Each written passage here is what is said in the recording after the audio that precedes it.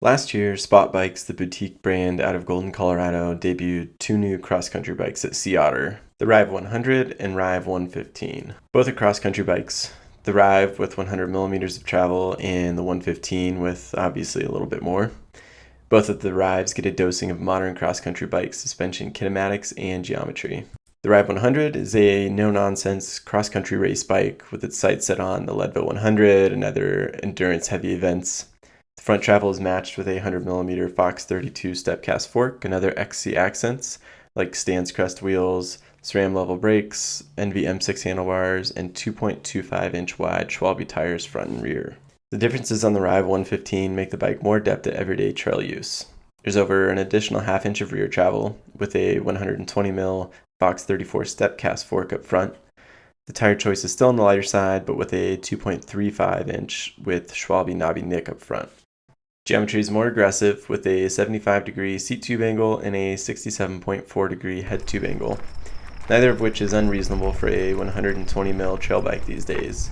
The wheelbase is slightly longer at 1,167mm on a medium, and the chainstays are the same as the Ryve 100 at 435mm. Spot uses their own proprietary suspension system called the Living Link, and it is unique from a lot of other platforms. While dual link suspension platforms are common on bikes like Ibis or Pivot with DW Link or the Banshee KS suspension, Spot has made a big departure from the norm. The lower link is replaced with a flexing carbon leaf spring that transfers energy throughout most of its travel. When the suspension is compressed, the leaf spring flexes, and when the rear triangle gets about halfway through its travel, the spring is at its maximum amount of flex. At full suspension compression, the leaf spring relaxes again. So at about 25% into the travel, the spring's force contribution is at its maximum, and then it reduces the most at 75% of the travel. So this means that in the middle 50% of its travel is where you're going to get the most flex from that leaf spring, basically where you're going to be sitting in the travel most of the time when you're on the bike. What you should get from this flexing carbon leaf spring in place of a lower link is efficiency and a flattening of the spring curve, making it more linear and more responsive. The design also replaces a set of bearings on the rear triangle because the leaf spring bolts directly onto a bridge between the chainstays from a pivot on the seat tube. Spot says that these are usually the most problematic set of bearings in a multi-link suspension design, and that performance can fade as the bearings wear. This spring itself has been tested through 3 million flex cycles without failure, according to Spot, which they have equated to riding 7 days a week for 12 years, so durability shouldn't be a problem. I had the Spot Ryve 115 for a couple of weeks on my home trails around Morrison, Colorado. While these aggressive cross-country / enduro bike things are becoming the new norm for short travel bikes, the Spot Ryve feels like an XC bike made into a trail bike. They've softened the edges a little bit and made it a little bit more adept for everyday trail use. That doesn't mean that you can't go and stick it down some gnarly stuff, but it's going to take a little bit more skill to make it happen. Overall, I found the bike was perfectly matched to these buff trails that are swoopy and flowy that you can pump and roll and jump and have a little bit of fun with. It does feel like there's a little bit of magic happening in the Living Link suspension. Pedal bob isn't noticeable and the suspension feels almost energetic in a good way. The Ryve encourages pedaling anywhere, with responsive pedaling input and tires that just want to go. My test Ryve 5-star build also weighed 26 pounds, and that's for a medium without pedals, and that didn't hurt its climbing ability at all either. And it's not that the Ryve suspension is tight and efficient, and it is that, but it also keeps great traction in almost all places. The only place I started to lose some was out of the saddle, climbing up rocky or steep sections, which is to be expected a little bit, but even modifying my body position, it wasn't perfect here. In the saddle though, the traction feels unmatched, and the suspension never felt bogged down or stuck climbing up technical features.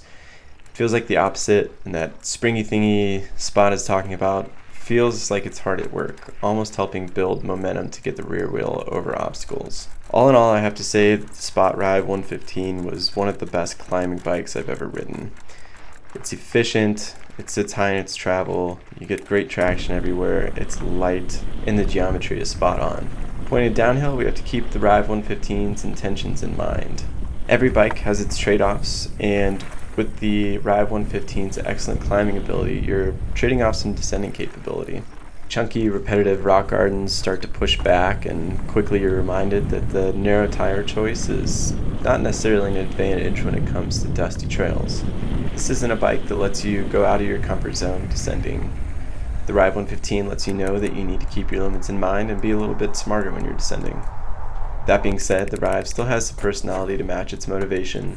It's a blast to jump, manual, and corner on.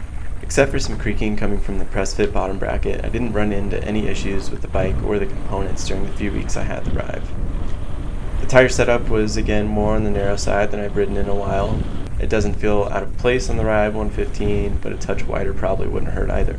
Aside from having maybe the most annoying reach adjust out there, the SRAM level TLMs with a 180mm rotor up front felt like plenty of power for the Ryve. The NV M6 handlebars and bike yoke revive were a nice touch, especially for the price point, but on a medium, a 150mm dropper post would be nice. Overall, I really enjoyed my time on the Spot Ryve 115. It's an excellent climber, one of the best that I personally have ridden. It can be discerning on the descents, but it requires the rider to be a little bit more careful when it comes to line choice. Although spots are not cheap, the base level 4-star build for $4,600 is still only a claimed 27 pounds, and the 5-star build that I rode comes with a killer choice of components. For riders who want something they can throw on the line during weekends or the occasional stage race and need a bike that will still pull double duty as their daily driver, Spot Ryve 115 will certainly not disappoint. Thanks for watching the review. Give it a thumbs up if you liked it. Subscribe to see more of our videos. Check out singletracks.com for daily mountain bike news and information. See you on the trails.